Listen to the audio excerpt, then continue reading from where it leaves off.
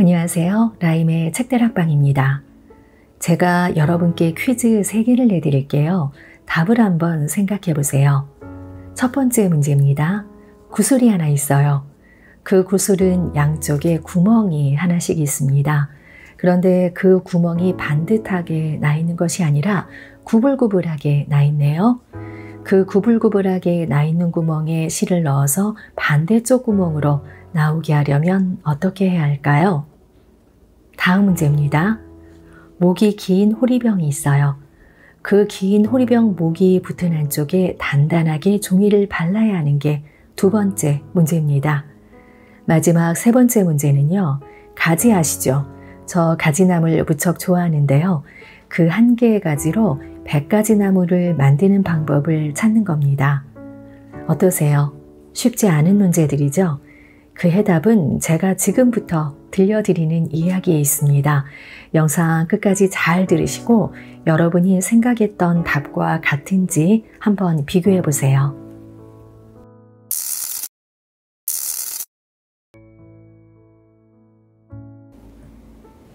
옛날 깊은 산골짜기에 늙은 홀어머니를 극진히 모시는 한 소년이 살고 있었다. 그 소년의 집은 너무나 가난해서 끼니를 때우는 것조차 쉽지가 않았다. 당시 나라에서는 부모 나이 60이 넘으면 산에 생매장하도록 하는 고려장이라는 풍습이 있었다. 산으로 들어가 굴을 파고는 먹을 것과 함께 나이 많은 노인을 생매장하는 끔찍한 풍습이었다. 효심이 깊은 소년은 차마 어머니를 생매장할 수 없었다. 그렇다고 나라의 법을 어길 수는 없었기에 소년은 어머니를 모시고 일단 깊은 산골짜기로 들어갔다. 그리고 솔가지를 꺾어 움막을 지어 겉으로는 사람이 살지 않은 것처럼 보이게 한 다음 어머니를 그곳에 모셨다. 소년은 산에서 한 나무찜을 팔러 장을 갔는데 웬일인지 장이 시끌벅적한 것이었다. 궁금한 마음에 한 농부를 붙들고 물으니 농부의 말이 중국에서 사신이 왔는데 지혜를 겨루자고 했단다. 사신이 내는 3가지 문제를 맞추지 못할 경우에 나라를 빼앗겠다고 으름장까지 놨다고 한다. 그래서 그 3가지 문제를 풀 수 있는 사람을 찾고 있다는 방이 붙었다고 한다. 소년이 문제를 물으니 첫째로는 구슬이 하나 있는데 그 구슬 양쪽에는 구멍이 하나씩 있다. 2개의 구멍은 반듯하게 뚫려 있는 게 아니라 구불구불하게 나 있는 것이다. 그 구불구불하게 나 있는 구멍에 실을 넣어 반대쪽 구멍으로 실이 나오게 해야 한다는 것이다. 다음은 목이 긴 호리병이 있는데 그 호리병의 목 안쪽에 종이를 반반하게 발라야 하는 게 2번째 문제라고 한다. 3번째로는 가지 1개를 가지고 100가지 나무를 만들어내라는 것이다. 소년도 그의 어머니가 무쳐주시던 가지를 먹어보았지만 한 가지 맛밖에 나지 않았고 그 작은 가지 하나를 나눠서 100가지 양념의 맛을 낸다는 건 불가능한 일이라는 생각이 들었다.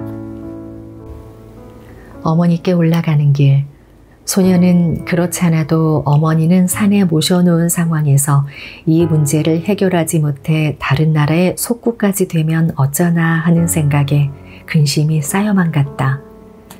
근심이 가득한 아들의 모습을 본 어머니는 아들에게 물었고 아들은 오늘낮 장에서 있었던 이야기를 어머니께 자세하게 들려드렸다.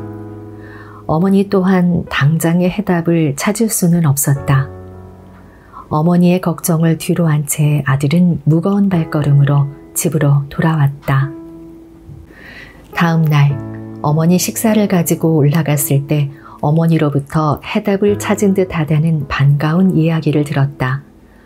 어머니가 알려주신 답을 들고 임금을 찾은 소년은 임금에게 개미 몇 마리와 종이를 만드는 당나무 껍질가루 그리고 하얀색 가지 삶은 것 하나, 그 가지를 무칠 양념 1가지를 준비해 줄 것을 부탁했다. 이번 문제를 잘 풀면 원하는 것을 들어주겠지만 그렇지 못할 경우 3대를 멸하겠다는 임금의 엄포를 듣고 큰 심호흡과 함께 마음을 다잡은 소녀는 첫 번째 문제부터 풀기 시작했다.